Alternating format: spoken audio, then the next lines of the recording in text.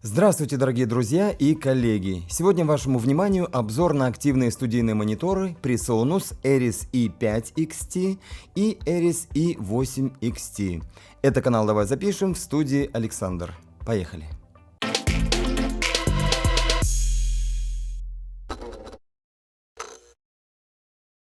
Итак, PreSonus обновился, и на смену популярным моделям E5 и E8 пришли вот такие колонки с индексом XT.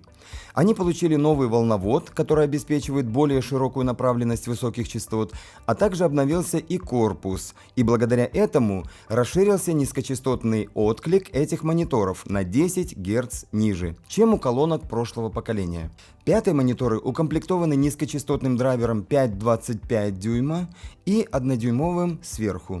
Восьмые 8-дюймовым динамиком внизу и 1,25 дюйма сверху. Что касается мощности, то это B-усиление класса AB, которое выдает пятеркам в сумме 80 Вт, паре восьмерок 140. И здесь же вполне уместно добавить, что производитель укомплектовал эти мониторы защитным лимитером, который срабатывает автоматически на максимальном уровне, предотвращая перегрузки. Еще по защите это ограничение по выходному току, защита от перегрева и радиочастотных помех, а также наличие так называемого мягкого старта, который убирает хлопки и щелчки при включении питания.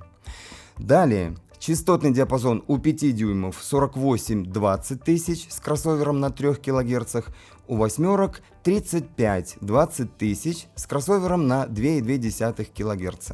Отправляемся на заднюю панель и видим, что от предыдущей серии отличие, пожалуй, только в картинках. Весь функционал и коммутационные возможности на месте. Но давайте все-таки пробежимся по всему, что тут есть. Итак, управление громкостью, настройка средних и высоких частот в диапазоне -6 плюс 6 дБ, срез низких на 80 или 100 Гц и настройка Acoustic Space -2, -4 дБ. Все эти элементы управления позволят очень точно настроить эти мониторы со ссылкой на варианты их размещения у стены или в углу и особенности вашего рабочего помещения. Дальше. По коммутации у этих мониторов, как и прежде, все в полном порядке. Балансные XLR и TRS гнезда и небалансные RCA. То есть практически любой источник сюда подключится безо всяких проблем. И последнее, о чем нужно сказать. Вес 5-дюймовой колонки около 5 кг, 8-дюймовая весит порядка 10,5 кг. Ну что, друзья, товарищи, на этом можно теоретическую часть закрывать и переходить к практической процедуре. Давайте послушаем эти мониторы на фоне оригинального звучания трека и попробуем дать какую-то оценку. Громкость у обоих пар я выставляю строго по центру, все настройки ставлю в 0 и зову на помощь наш чудесный Lewitt LCT640TS. Лучшего способа передать звук у нас пока нет. Но на месте мы не стоим, и, возможно, в скором будущем у нас появится что-то более интересное для этих целей. Но пока это маленькая тайна. Слушаем.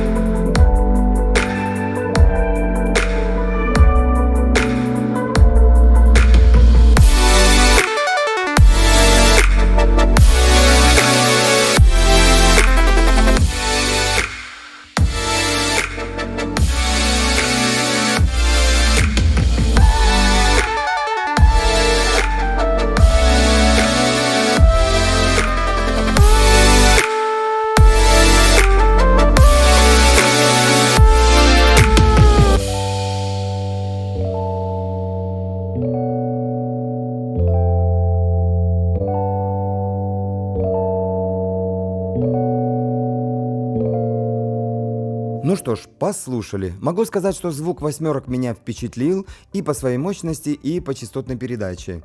Но первое, о чем сразу подумалось, это то, каких размеров должна быть комната, чтобы этим колонкам дать разыграться хотя бы на половинной громкости.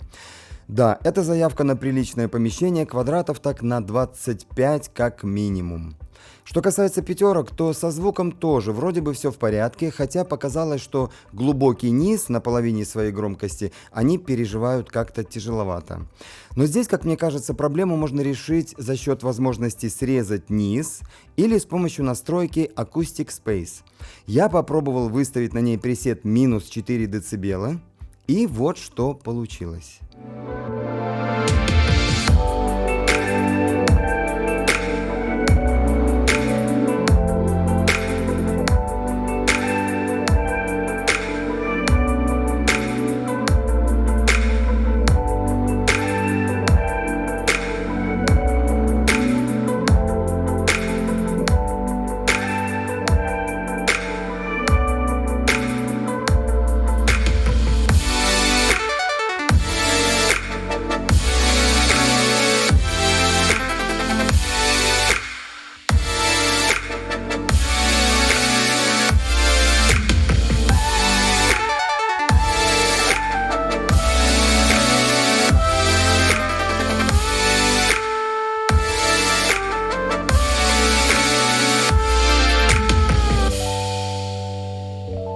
Одним словом, этими мониторами я остался вполне доволен, и теперь будем ждать ваших отзывов, дорогие наши друзья.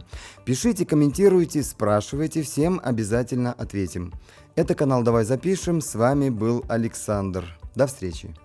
5,25 дюйма и 1 дюймовым.